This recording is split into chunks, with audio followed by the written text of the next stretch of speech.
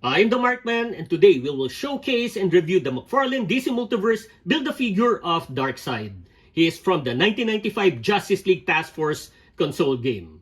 This is a continuation of the video of the unboxing and review of the 4 figures included in this set that I published the other day.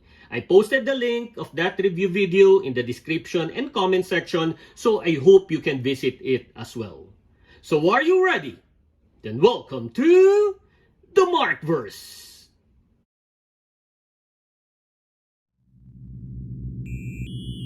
You will never defeat me. I control the technology. I have the power to control your mind.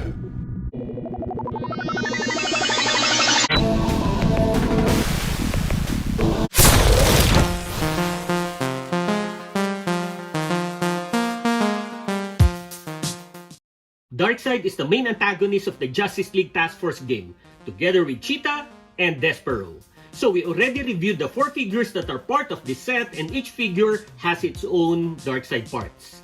Aquaman has the head and hands, Batman the arms, Superman the legs, and the Flash the torso. So from the immortal words of Steve Armstrong, let's bolt in!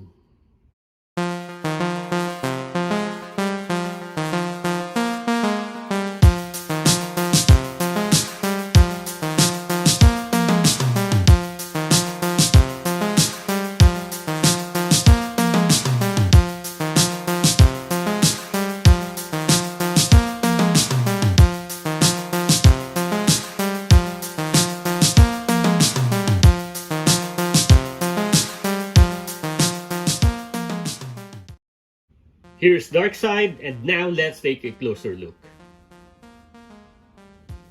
He's a little light compared to the other BAFs.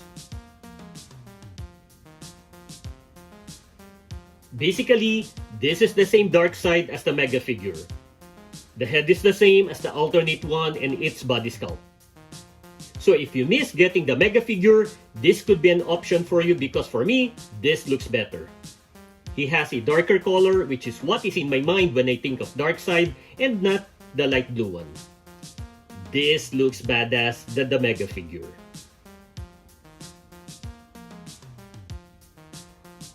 I like the design of his head. The wrinkles all over his face and the darkened cheeks and the one surrounding his red eyes made this attractive and gave this figure a scary and tough aura. What else do you expect? He is a tyrant and one of the greatest villains in DC. Now, one question I want to ask. Why the gray shade of his face is different from his arms and legs? His face is lighter, his arms and legs darker. I don't know. It seems they use the same arm sculpt of Mongol as I remember the position of his veins. But actually, the sculpting is good because aside from the veins, it looks like granite skin. And it is colored better than Mongol. This is not bendable, it's not soft. And like the other figures that come with this, obviously he's also cel shaded. We can see the light blue over the dark blue suit. And it also has cel shades over the gauntlets, as well as his boots. McFarlane made the right call not to cel shade the skin. Maybe I'm wrong, but when I look at the Mega figure, he looks a little fat. But when I look at this, he looks muscular. I guess the cel shading is an illusion that letting this BAF to look more muscular than the other. And also, dark colors make you look slim, right? Then his belt is attached to his trunks. The collar is nice as well. Then these are attached to his skin. So by looking at Darkseid, he has good body symmetry and good body stance. Let's now measure him. He is around 9 inches. For the articulation, starting with the head, down, up, we cannot tilt his head back. His helmet is restricting the articulation since it is hitting his back. Then side to side. So we have very little head movement. Then the arms, lateral raise, forward, back.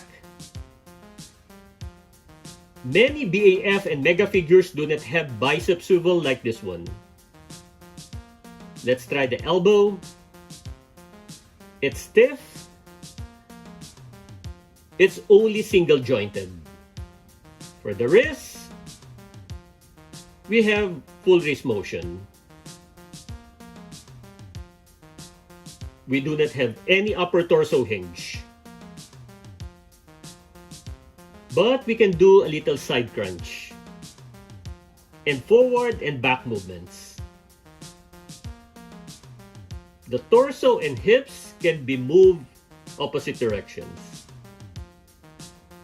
For the legs, sideways, forward, back. That's how far it could go. Double jointed knee. Then for the ankle. And with toe articulation.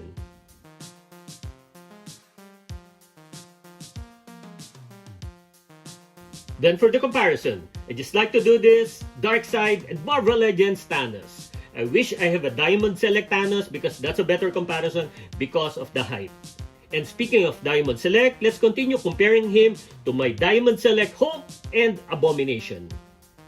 Then the movie version of Darkseid. This is actually my first DC Multiverse or one of my first DC Multiverse figures. And this is the reason why I was sucked into collecting them. Then some of my Superman Mega Figure villains, Mongol and Doomsday.